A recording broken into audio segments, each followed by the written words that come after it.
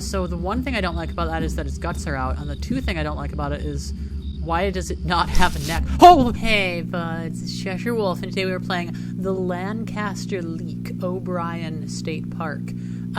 Just a warning, this game has flashing lights, it has strobing, so be careful if that's something that bothers you. Anyway, let's get into this. I don't know anything about this, except it's making my computer roar like an angry beast. The following tape and many others were recovered by FBI intern Valerie Bardot and given to us, and is a found footage horror game, and found footage is like my favorite genre. Valerie Bardot, leaving without a trace, she suddenly went missing at the end of her internship in Lancaster, California. Okay, foul play suspected. This is one of those little, fucking creepy games. So long as Valerie is missing, these tapes will continue to be leaked. We gave you a chance, and this will be your last. Whoa, okay. Weird.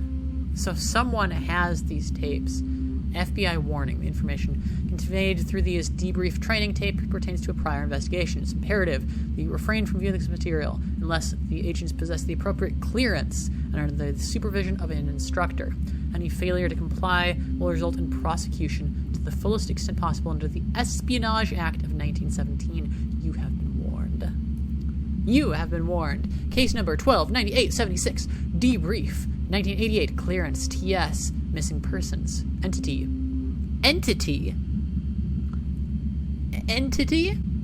Okay, O'Brien State Park. Picture 1.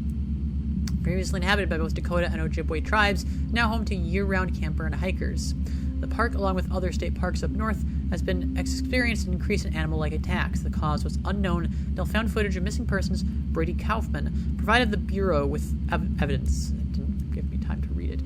Brady Kaufman, subject's picture. He was a 59-year-old who visited O'Brien State Park unaccompanied.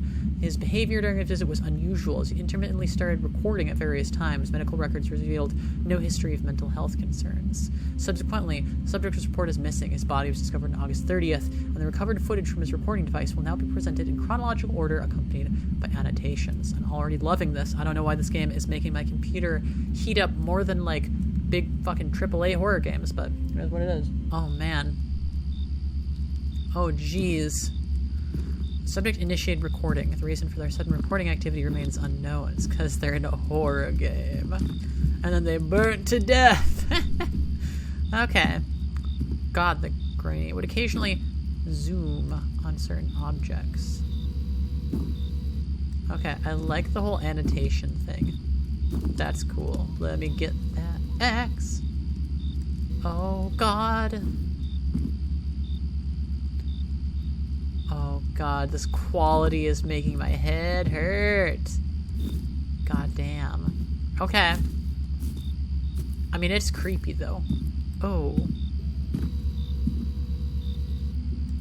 What is burning in the woods? I don't like that.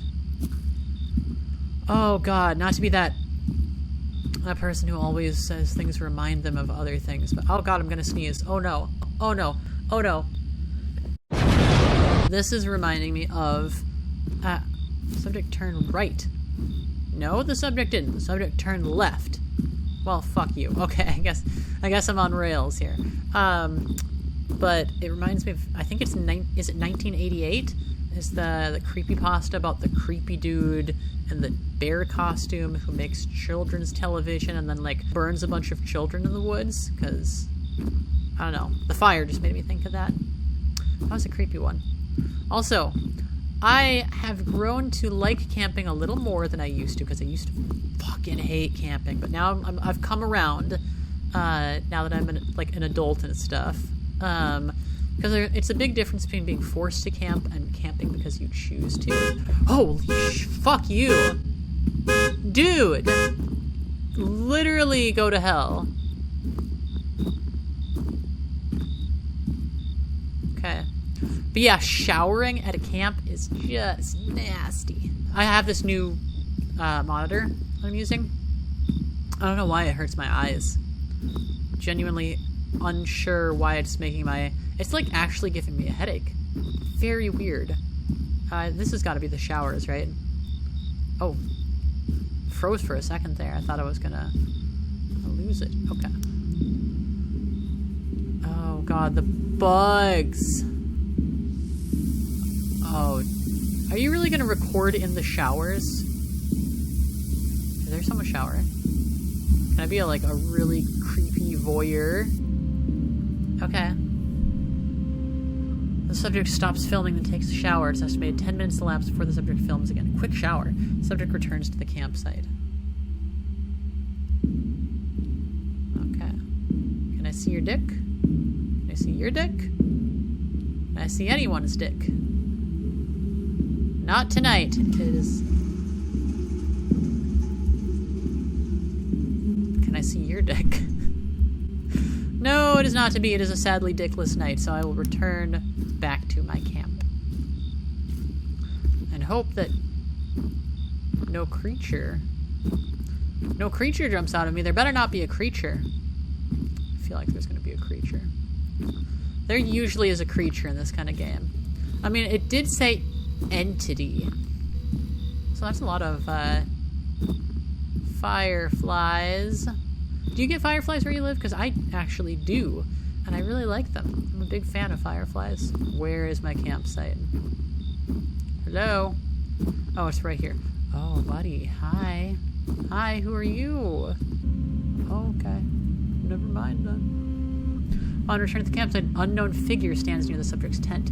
Neither campground records nor witnesses recall seeing a white male of this profile. Why this person is here or who they are still remains unknown, but is not being actively pursued. Why are they not being actively pursued? If there's a mysterious person, largest jump of times happen at this point with an estimated of 1 to 2 hours. It then resumes with the subject 2 miles in the Hardwood Hills Loop. Why the subject started the hike is not relevant to the Bureau's involvement. Not relevant? I feel like you are glossing over some really important parts, like who's the white dude, and why did I go on this creepy hike? That feels exceptionally relevant to me in this investigation, but hey, who am I to do the FBI's job for them? Found footage as a genre, like beyond games, like movies too. It's so fascinating to me because it so often just gets written off as like a gimmick, but it's not just a gimmick. Saying that is like saying like a slasher movie is a gimmick or a possession movie is a gimmick. It's not. It's a genre. It's a subgenre, and it adds, when it's done right, it adds such a level of realism to it that just it lets you do things in a very different way because the camera itself, the camera crew, are part of the experience. Versus like a non-found footage movie is more like a dispassionate observer that's not connected to the story. But the found footage mechanic, the having the found footage, the tape, be part of the story and acknowledged in the story is very similar to a first-person story, or a story in which the narrator acknowledges the fact that they are a narrator. And either way, it's just such a fascinating point of view that is... What are you doing? Stop doing that. It's just so unique, and holy fuck off, dude! I don't know why that got me. Oh my god, I'm just talking about my passion for found footage. Jesus Christ. Imagine this dude in the tape is also just going on this weird rant. But yeah.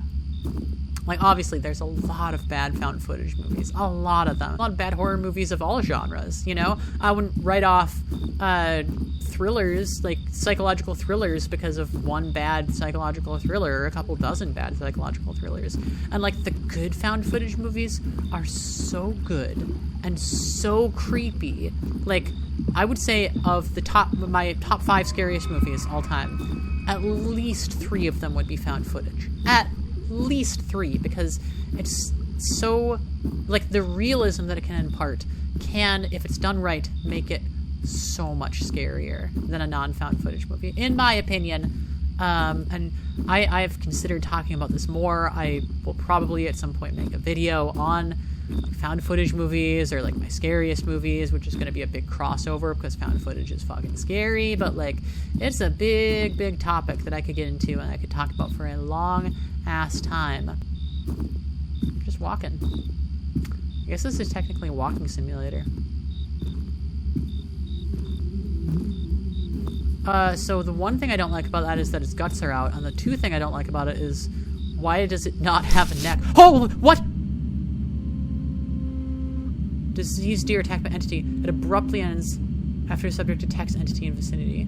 Was I supposed to see something? Or is it just supposed to hear something? Subject exhibits distress and flees off trail. Entity pursues subject and can be heard in proximity. Resumes filming approximately 4 minutes after pause. This marks the final pause. Subject is audible for the first time, displaying emotions of fear. Yeah, no shit, dude. Subject begins running as multiple sounds of entities surround him. Oh god.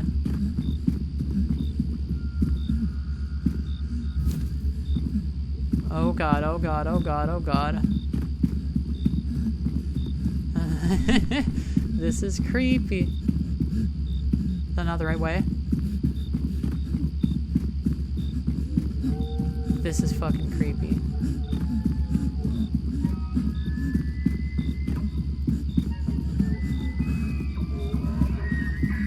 Oh no. Oh god, oh god, oh god.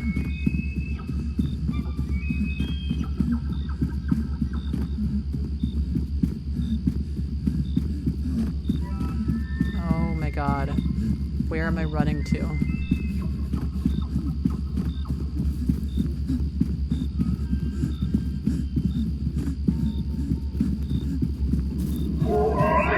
Oh god! Struggle against the entity but gets away. The camera is severely damaged. Oh my god. This is... Subject drops flashlight and then camera.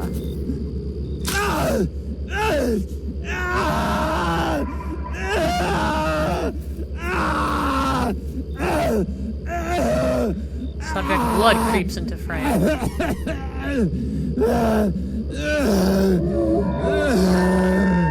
Dude, those sounds. That is some realistic screaming.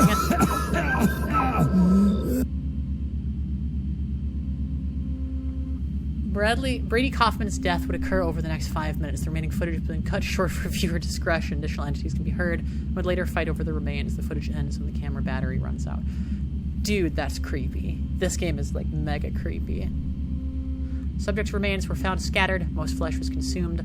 Little personal items remain intact. The public was told it was an abnormal bear attack. I saw what that thing was. Tibia found half a mile away. That was, and you might be thinking, oh, it's a Wendigo. No, it's not. Fuck off. Case relevance. Subject's film was the first footage captured of S0012. Ultimately, the subject footage provided the Bureau proof to extend founding in special operation to contain entities. The case marks the first of many successful entity resolution programs. Everyone thinks that Wendigos are like creepy deer dudes. Oh, fuck off, game. You don't know what a Wendigo is either. Sorry, I'm being rude. Wendigo. Risks severe.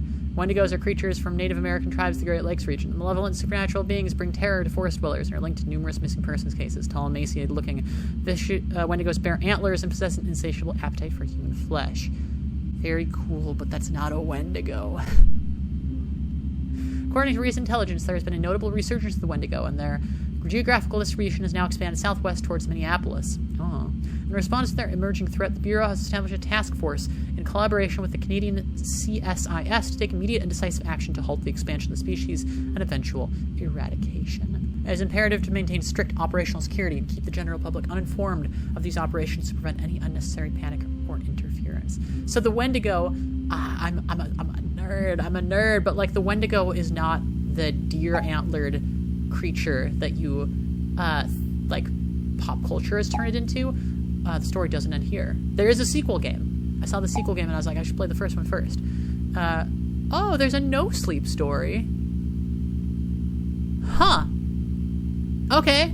Well, I'll link to that. Maybe I'll read that too. Wendigo are people who have, through the use of cannibalism to stay alive, turned into these monsters. If they look like anything, they just look like a person, maybe an emaciated zombie-like person. But they're not monsters. They don't have deer antlers. That's closer to something like a Jersey Devil or like the Goat Man. But Wendigos are not that. And it always kind of bothers me when people are like, oh, the Wendigo is the big creepy deer dude. And it's like, That's just the weird pop culture version of the Wendigo. That is not at all what it was in the original folklore, which still exists and is still around. So all my weird criticisms about that aside, this was a really good game. This was very well done, super creepy, and I will totally play the second one. If you want to play this game yourself, link in the description. I will also link to that No Sleep story, and I'll probably be reading it too. So I hope you enjoyed, and feel free to leave a like if you like, maybe even subscribe. And until next time, why don't you read about the actual Native American myths and legends that are so often twisted by pop culture into something totally inaccurate. Well, see you then. Cha-ching!